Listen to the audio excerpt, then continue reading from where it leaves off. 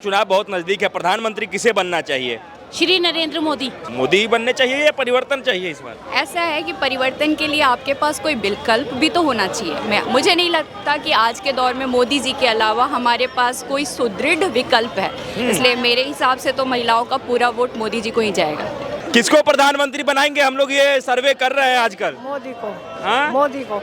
मोदी को ठान के पहले से रखा आपने? काम अच्छे कर रहा है, काम बहुत अच्छे कर रहा है। हाँ? काम बहुत अच्छे कर रहा है। तीनों ही बहन मोदी को बनाएंगे या आप अलग अलग राय है? नहीं तीनों की एक है। तीनों की राय एक है? बिल्कुल बिल्कुल। मोदी है तो सब है ना, कुछ भी नहीं है। हम भी राजपूत, वो भी राजपूत। हाँ। हम भी राजपूत, वो भी राजपूत। हाँ। तो हम तो राजपूत का ही साथ देंगे। हाँ। वो भी सनातनी। हम भी सनातनी, वो भी सनातनी। एकदम पूरा डंके की चोट पे। प्रधानमंत्री किसको देखना चाह रहे हैं, किसको बनाएंगे? मोदी। मोदी जी। लोग कह रहे हैं कि इस बार जो है सो विपक्ष पार्टी में से राहुल गांधी प्रधानमंत्री के दावेदार। नहीं, वो तो कभी नहीं बनेंगे लाइफ में और बनने भी नहीं चाहिए।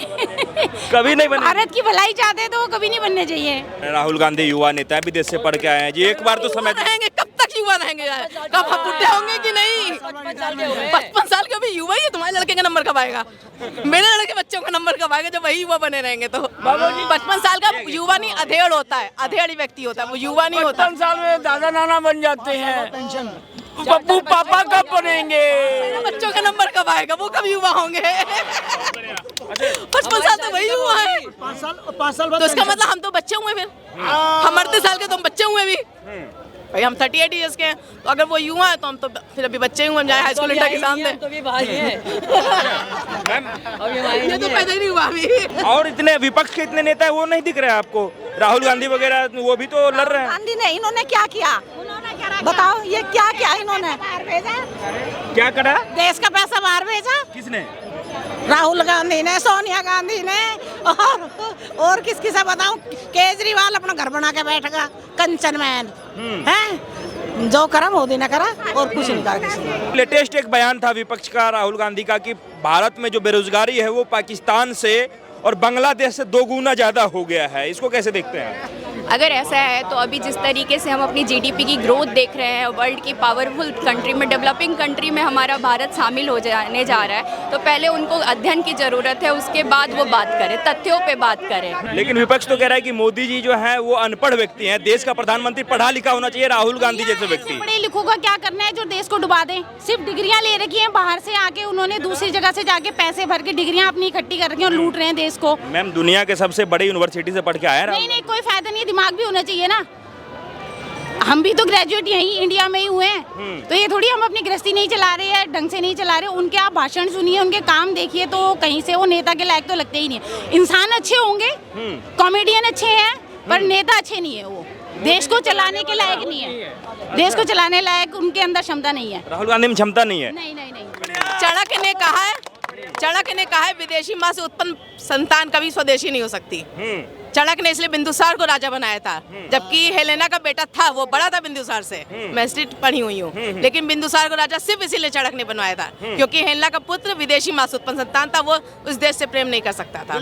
और यही चीज राहुल गांधी के साथ है कि अगर यदि राहुल गांधी प्रधानमंत्री बन जाते हैं तो लोग कह रहे हैं कि देश के लिए बहुत बेहतर होगा। लेकिन इतने साल रहा, वो क्या बेहतर किया उसने? मुझे एक चीज बता दो। तो उनको बोलने की बिल्कुल तमीज नहीं है, ना छोटे की ना बड़े की, सबको एक गुस्से करते हैं, बोलते हैं। आपने सुना है राहुल गांधी के बारे में? बोला, हम देखते हैं, न्यूज देखते हैं।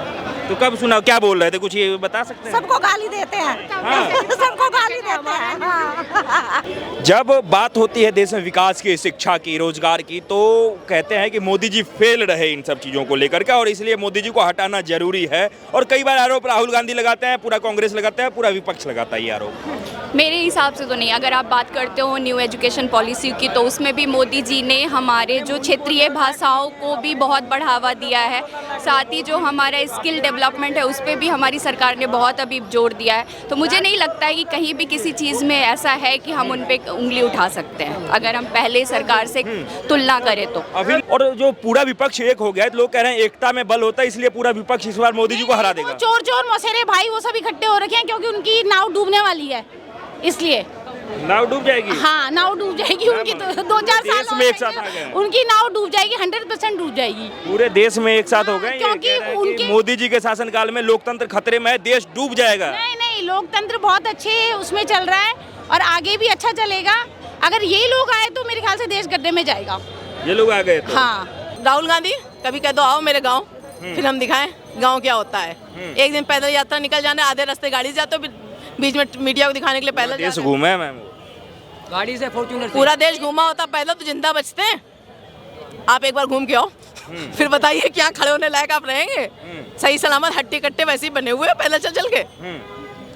आप 3 किलोमीटर पैदल चलो, उसके बाद देखो अपनी हालत, मुंह फैलाए गिरे पड़े मिलोगे। और 2500 किलोमीटर और जो एसी में बैठता बता रहा है कि हम पैदल यात्रा किए हैं। मतलब भारत जोड़ो यात्रा नहीं किया उन्होंने? गाड़ी से किए हैं, एसी गाड़ी से। किए हैं। अगर राहुल गांधी प्रधानमंत्री होता तो देश बचता नहीं। अब लो साफ बोल, कोरोना काल में आधा देश खाली हो लेता। मोदी की मेहरबानी जो आज हम जिंदे खड़े हैं। देश में सबसे ज्यादा ईमानदार नेता कौन है? मोदी, नरेंद्र मोदी, हाँ? मोदी, नरेंद्र मोदी। श्री नरेंद्र मोदी जी।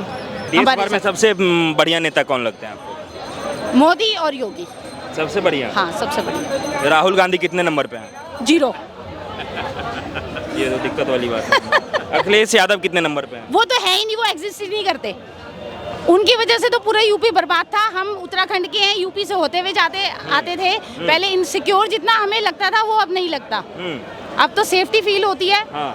तो वो हमारे लिए एग्जिस्ट ही नहीं करते। पूरे विपक्ष का कहना है कि देश का प्रधानमंत्री कोई पढ़ा लिखा व्यक्ति होना चाहिए, जैसे केजरीवाल हैं, राहुल गांधी हैं, अखिलेश यादव हैं, ऐसे लोग होने चाहिए। मोदी जी जैसे लोग तो अनपढ़ व्यक्ति हैं, वो उनको पता ही नहीं देश कैसे चलाना है। जो ये कहे कि गन्ना कहाँ उगेगा, राहुल गांधी क्या बोलते हैं जब उनका भाषण सुन लीजिए 100 बार। कम से कम मोदी ये है कि कभी भाषण देख के नहीं बोलते हैं, लोगों की बात बोलते समझते, जमीन से तो जुड़े हैं। जिसने कभी जमीन में देखा है नहीं, एक बार आप किसी घर, वो गरीबी से पड़े, कम से कम बहुत सी मूलभूत आवश्यकता है जो इंसान देख के चलता है। मोदी जी का तो अपना परिवार ही नहीं है, दूसरे के परिवार का दुख क्या समझेंगे? हम परिवार है मोदी का। हम परिवार है मोदी परिवार का। हैं। बिल्कुल।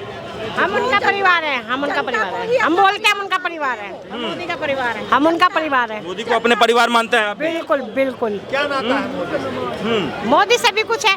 हाँ। जब तक वो है, जब तक देश है। जब तक वो है तब तक देश है। फिर नहीं है, तरक्की भी है, देश भी है। नहीं तो मुसलमान बेच के खा जाएंगे इसे। कह रहे हैं कि इस बार हम ही आएंगे अगर ईवीएम हैक नहीं हुआ तो। हम भी न्यूज़ देख रहे हैं, हम भी टीवी देख रहे हैं, बाहर इंटरेक्ट करते हैं, हमें तो नहीं लगता ये आएंगे। वो कहते हैं ईवीएम हैक करके मोदी जी जीत रहे हैं। नहीं नहीं, जिस स्टेट में ये जीत जाते हैं वहाँ ईवीएम हैक नहीं होता, वहाँ सही रहता है। जहाँ पे मोदी जीतते हैं वहाँ पे ईवीएम की मशीन खराब हो जाती है। तो ये तो कहीं से उनका स्टेटमेंट वो ही नहीं करती ना, मैच ही नहीं करती आपस में। अगर वो जीत जाते हैं सारे चुनाव तो ईवीएम ठीक है, अगर वो हार जाते हैं तो ईवीएम खराब है। मंदिर के नाम पे वोट मांगना एकदम गुनाह है। मंदिर को, धर्म को राजनीति से अलग टोपी रखना, लगा के वोट मांगना वो सही है? वो तो सबको साथ लेकर चलना वो तो है, तो वो मोहम्मद है ही। राहुल गांधी हिंदू तो है नहीं भाई। फिरोज गांधी का पोता है, हिंदू कैसे हो सकता है?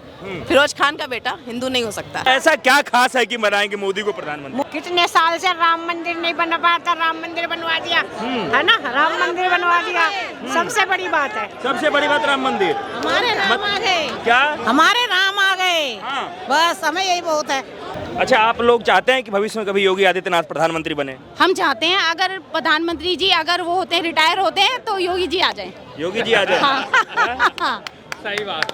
बुलडोजर एंजॉय करना चाहते हैं? हाँ, बिल्कुल। पूरे देश में, हाँ? पूरे देश में, पूरे देश में। हाँ। मोदी जी पे एक बड़ा आरोप लगता है कि वो धर्म की राजनीति ज्यादा करते हैं, मंदिर ज्यादा बनवाते हैं, जबकि प्रधानमंत्री काम होता है विकास करना। अरे तो हिंदू राष्ट्र है, हिंदू धर्म, रामचंद्र जी पैदा हुए यहाँ पे और यहीं पे उनका मंदिर नहीं बन सकता? क्यों?